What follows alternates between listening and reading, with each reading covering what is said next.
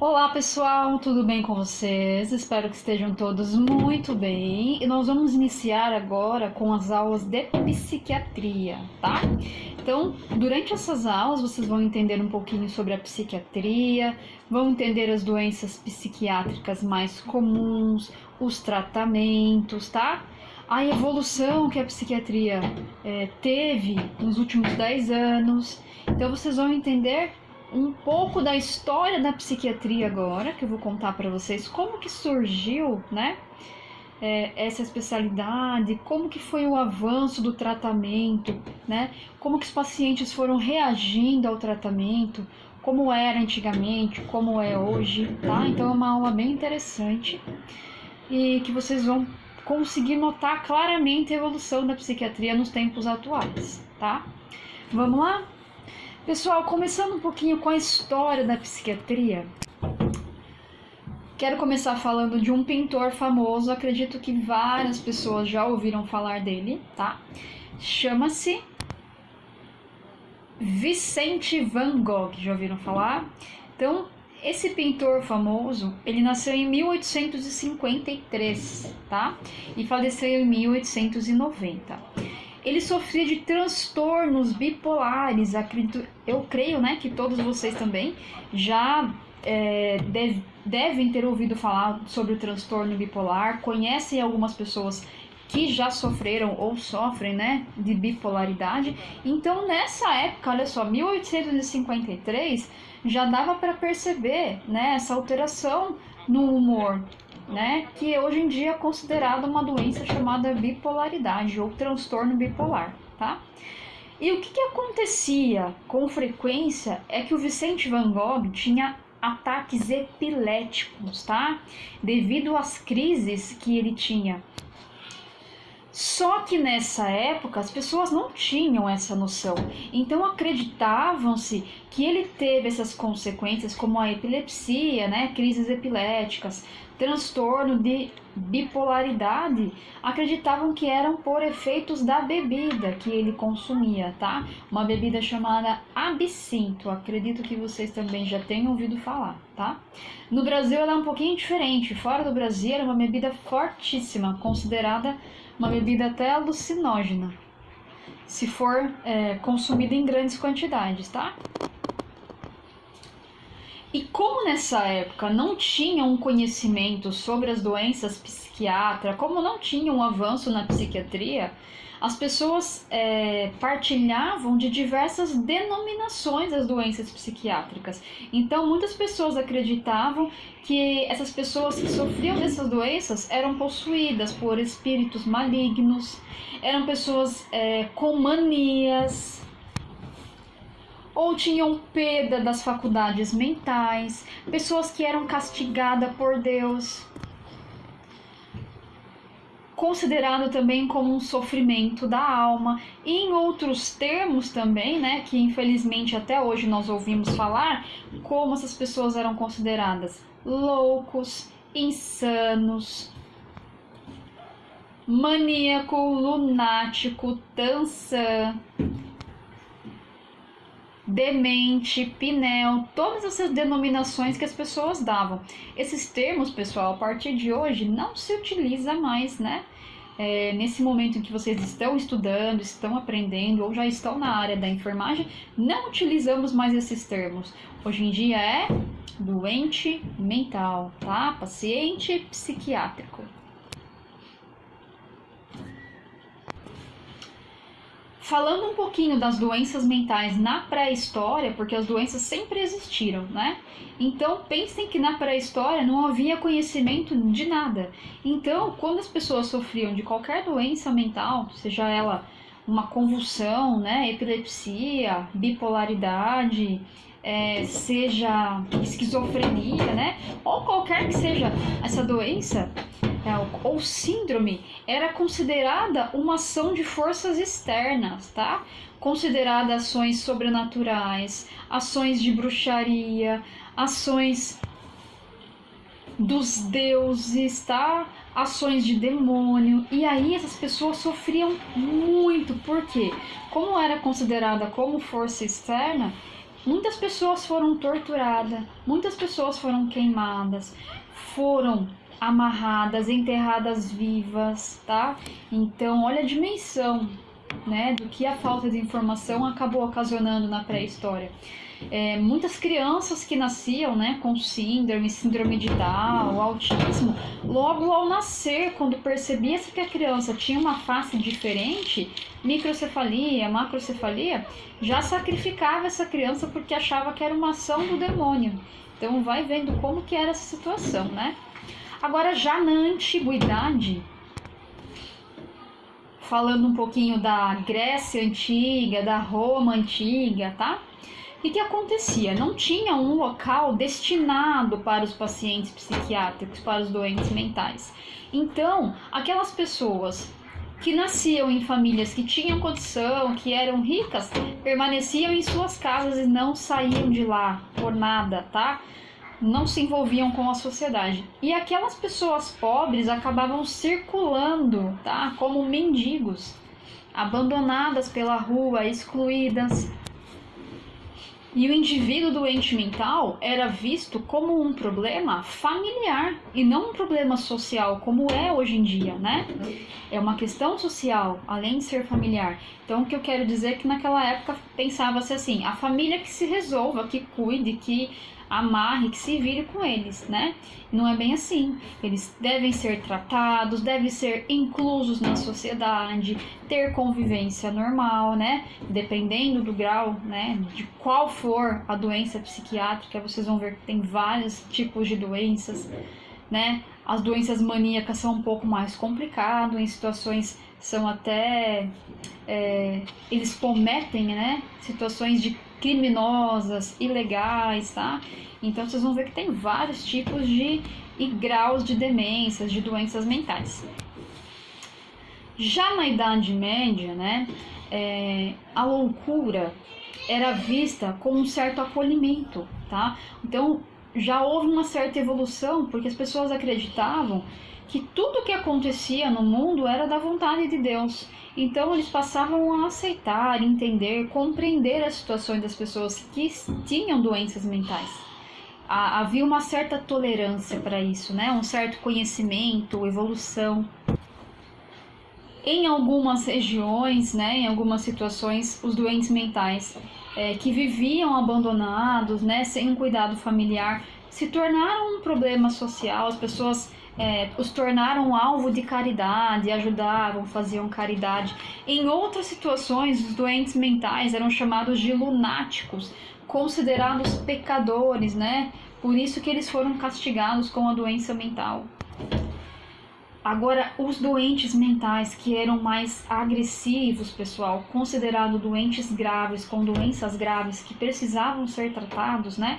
Eles eram acorrentados, eles se submetiam, né, a jejum prolongado, ficava dias sem comer, passando frio, amordaçados, né, passando fome. Muitos acabavam sendo castigados, morrendo, sendo alvo de rituais prolongados, exorcismos. Então eles sofreram bastante. Então pensem, né, hoje em dia uma pessoa que necessita de um tratamento ainda ser maltratada, torturada, só piorava o quadro desses pacientes, né, dessas pessoas. Já na Idade Moderna, criaram os hospícios, né, que eram locais destinados como se fosse um depósito, né, para os doentes mentais. Não havia tratamento, não havia compreensão, tolerância, era só um depósito para que eles não ficassem expostos, perturbando a sociedade, tá?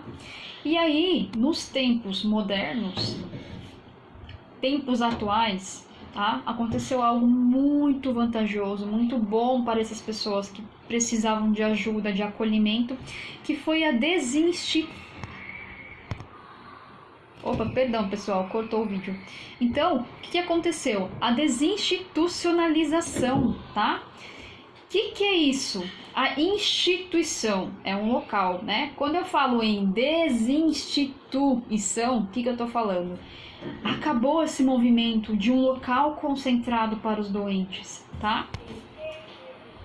Esses locais que eram reclusos, afastados do familiar, afastado, né, da sociedade, trouxe, né, um espaço para que esses pacientes pudessem ser inclusos novamente na sociedade.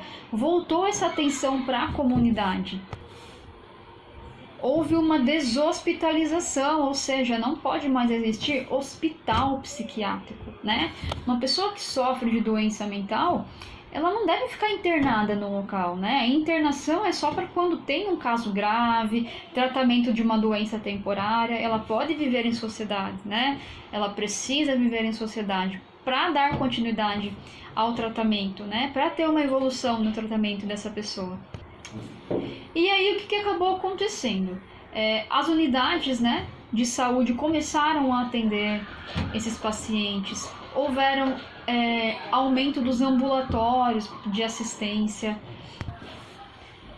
Houve redução dos leitos hospitalares, porque esses pacientes não precisavam de internação, né?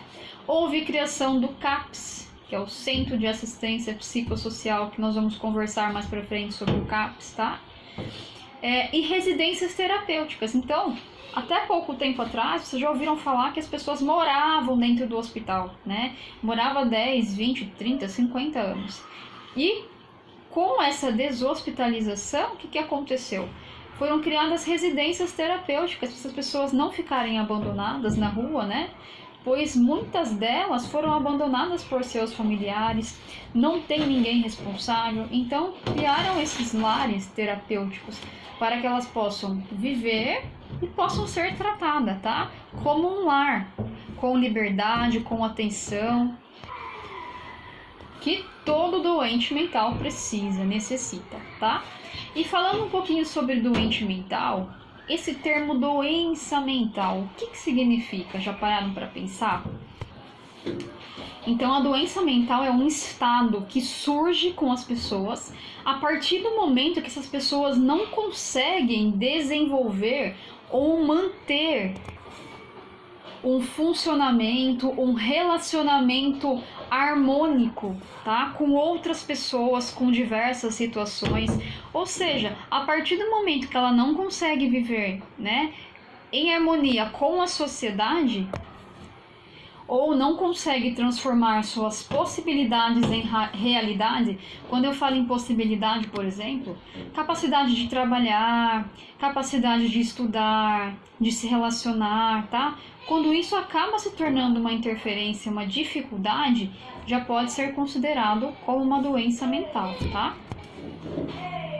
E a saúde mental nada mais é do que quando essa pessoa consegue manter um relacionamento harmônico em sociedade, com seus familiares, né? No ambiente em que se vive, no trabalho, no lazer. Ah, Nicole, mas eu não gosto da minha irmã, não me dou bem com a minha sogra.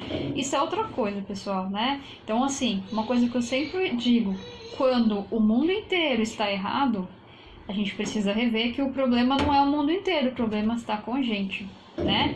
Uma relação complicada ou outra é extremamente normal. Agora, se todos os lugares que vocês frequentam, todas as pessoas que vocês conhecem, se relacionam, vocês não conseguem viver harmonicamente, aí o problema está em vocês, tá? E quais são os critérios para que possa ter uma saúde mental?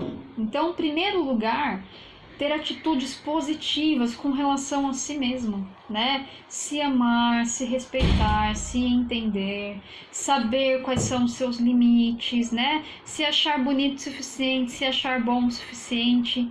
Tem pessoas que falam, ai, eu sou o pior de todos, tudo que eu faço é ruim, eu sou feio, eu sou terrível. Então, são atitudes negativas, né? Que só vai contribuir para um estado mental depressivo, deprimido, tá? Crescimento, desenvolvimento, autorrealização, crescer, se desenvolver. Autorrealização é fazer aquilo que acha necessário, tá? Aquilo que é um sonho, que a pessoa deseja, almeja com muita intensidade. Estar realizado. Ah, o meu sonho é ser enfermeiro, o meu sonho é ser veterinário, o meu sonho é viajar pelo mundo. Então, necessita dessa autorrealização para que possa ter uma vida harmônica, né? Para que possa ter saúde mental. Precisa de integração com outras pessoas e resposta emocional. O que é essa resposta emocional? Então, eu sempre dou o exemplo, né? Tem aquelas pessoas que são Mona Lisas. Ah, tu ganhou na loteria. A pessoa tá assim. Ah, tua mãe morreu. Ah, conseguiu um emprego. Então não tem uma resposta emocional, não tem uma reação. A pessoa que é apática, com certeza ela não apresenta uma saúde mental como deveria ser, tá? Autonomia e autodeterminação, fazer as coisas por si, sem dependências, tá? Percepção da realidade, tá? Isso é muito importante. As pessoas conseguirem diferenciar o que é real e o que não é. Muitas vezes, pessoal, nós vamos conversar, tá? Eu vou indicar alguns filmes para vocês assistirem e vocês vão perceber que existem alguns pacientes psiquiátricos que conseguem convencer-nos de maneira tão real aquela questão que não tem nada de realidade. Então, às vezes, eles criam doenças, amigos, esposas, filhos, imaginários, e do jeito que eles comentam, que eles falam, a gente acaba acreditando, tá? De tão real que parece ser para eles. Então, essa capacidade de discernimento também é muito importante num profissional da área da saúde, tá? Então, essa percepção da realidade, né? Tem que ter muita atenção e para fazer esse exame ver se o paciente está dentro do que é real e do que não é, tá? Então, por exemplo, pessoas que têm mania de perseguição, que acabam achando que estão sendo perseguidas todo momento, pode ser que uma vez ou outra, né, a pessoa realmente esteja sendo perseguida, mas é impossível alguém ser perseguido 24 horas por dia dentro de casa, né? Então, vocês começam a perceber que isso daí é algo irreal, fora da realidade. E nós, como profissionais de saúde, o que nos devemos se atentar nessa hora, tá? O paciente, ele é um ser humano, ele é uma pessoa como todos nós, tá? Ele tem seus costumes, ele tem os seus valores, tem seus sentimentos, sua personalidade, os seus medos, assim como todos nós, tá? Ele tem uma história pessoal, uma história de vida que não pode ser deixada de lado, independentemente de qual seja, né, o problema atual na sua saúde mental. Então, isso é algo que vocês precisam relevar sempre. E quando o doente mental, ele é abandonado, ele apresenta-se carente, sozinho, ele necessita de atenção, de agrado, de prestígio, de reconhecimento, de carinho, tá? Então essa parte fica com os profissionais aí, com a equipe de enfermagem, com a equipe multidisciplinar. E nesse sentido, né, por exemplo, fazer um elogio, que a pessoa está bonita, quando ela faz algo correto, quando ela diz algo correto, não julgar quando ela erra, né, tentar fazê-la entender que há pontos positivos até mesmo no erro, tá? E oferecer esse apoio emocional, que é uma questão da enfermagem também. Lembrando, pessoal, que apesar de tudo isso, devemos manter uma relação profissional, tá? Estabelecendo limites entre o relacionamento de profissional e paciente, tá? Nós podemos denominar essa relação como um relacionamento terapêutico, tá? Para não ser cansativo para o profissional, nem para o paciente. E para que estejamos todos prontos para atuar, para cuidar, nós precisamos estar preparados, estar prontos para isso. Como que deve ser esse processo? Devemos trabalhar os pontos dentro de nós. E quais são esses pontos? Autoconhecimento. Para eu poder perceber os medos do outro, a raiva do outro, as dificuldades do outro, primeiro eu preciso entender os meus medos, as minhas dificuldades, as minhas limitações, os meus defeitos, né? Assim eu consigo compreender e ajudar o outro, tá? Devemos nos comprometer com o caso em que nós estaremos envolvidos. Então, se somos responsáveis por aquele paciente, que haja um comprometimento, uma disposição, uma dedicação. E além disso, a empatia, né? O que é empatia? Colocar-se no lugar do outro. Isso é importantíssimo, né? Coloque-se no lugar dessa pessoa para você tentar entender, ter uma percepção do que ela está passando nesse momento. Devemos trabalhar em nós a aceitação, né?